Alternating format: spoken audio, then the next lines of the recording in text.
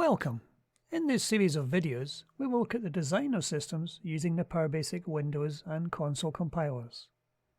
Today we will look at installing SQL Server Express as our database for our processing cluster project.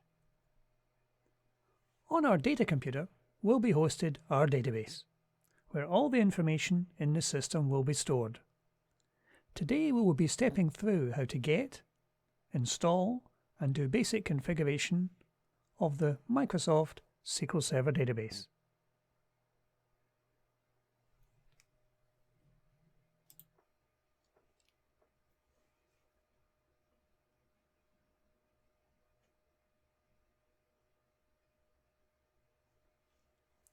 This machine we are powering up is modestly specified with a 4-core AMD A10 7870 processor and 8 GB of memory with a 256 GB SSD, and is currently running Windows 10 Pro. Our first task is to download the SQL Server installation itself.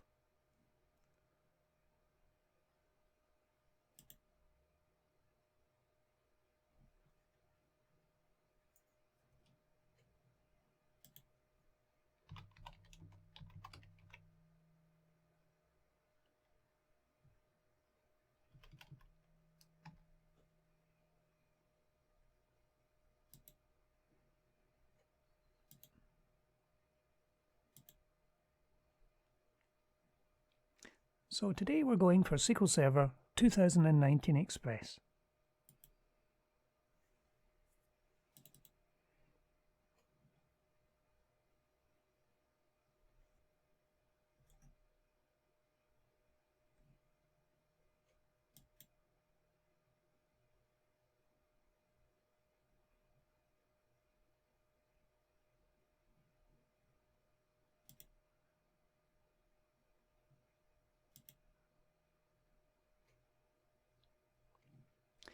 Now that we've downloaded it, we'll attempt to install.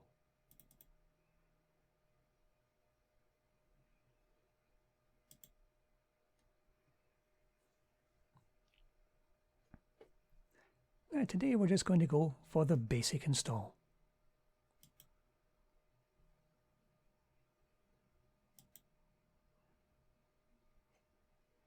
And we're installing this on the C drive.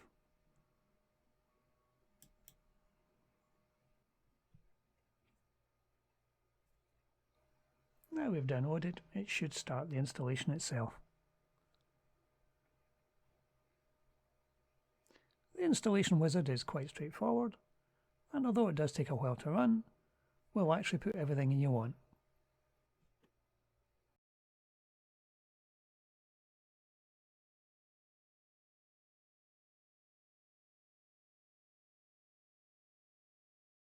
Now that the initial stages of the installation have completed, it's now telling you a number of pieces of information. It's telling you the instance name of SQL Express. On larger servers, you can have multiple instances of SQL Server on the one machine. However, for the SQL Express edition, we're having a simple single instance called SQL Express. It's also telling us that the SQL administrator, the owner of the databases and the system itself, is going to be the person who are actually logged on to Windows as. It's also telling us which folders it's actually installed the different parts of the system into. The other thing we want to install is to install the SQL Server Management Studio. This is an integrated development environment to allow you to access, configure, manage, administer, and develop all parts of the SQL Server system. So we're going to install that now.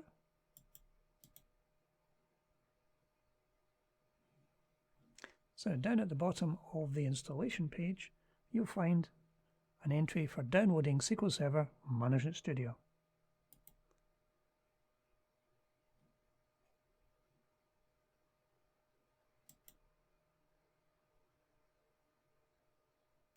SQL Server Management Studio does not necessarily have to be installed on the machine that holds the SQL Server database. You could install the Management Studio on several machines. However, today we're just going to put it onto the same machine.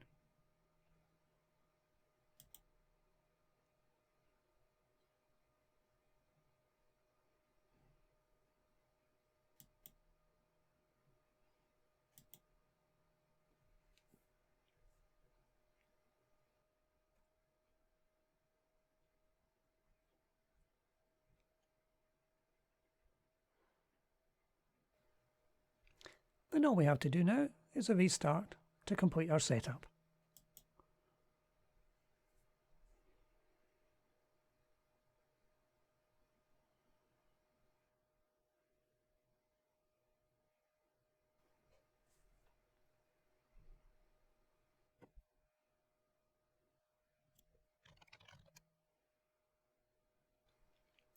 And that's our machine restarted. So we should find that we have SQL Server Management Studio installed on the system.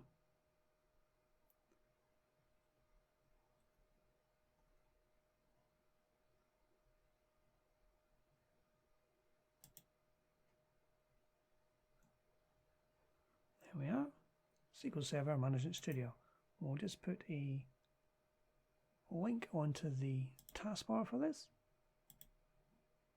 And there is our icon. I'll double click on that. And it will take us into SQL Server Management Studio. SQL Server should be running in the background as a service.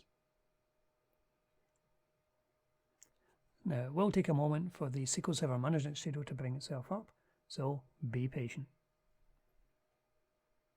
And there we go. So now SQL Server Management Studio is asking you how you wish to connect to the system.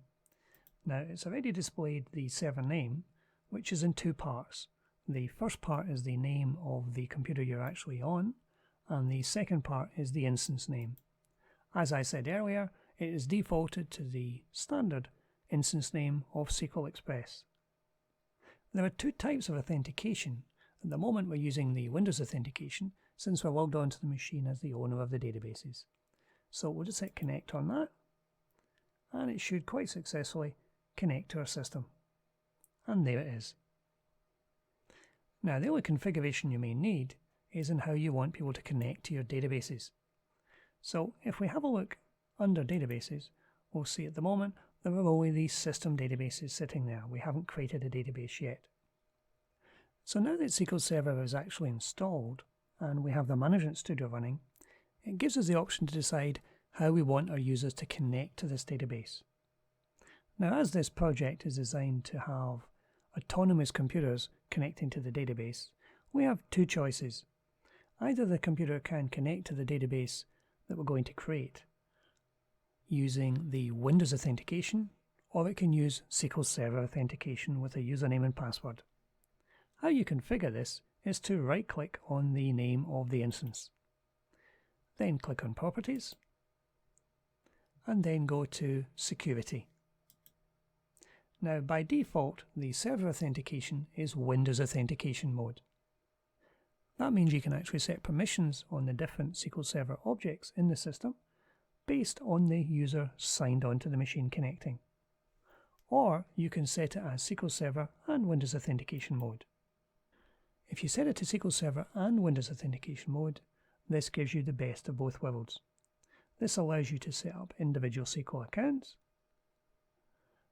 so that machines can log on to the system using a username and password. However, we will cover more of that in the next video. That's it for today. Thank you for watching.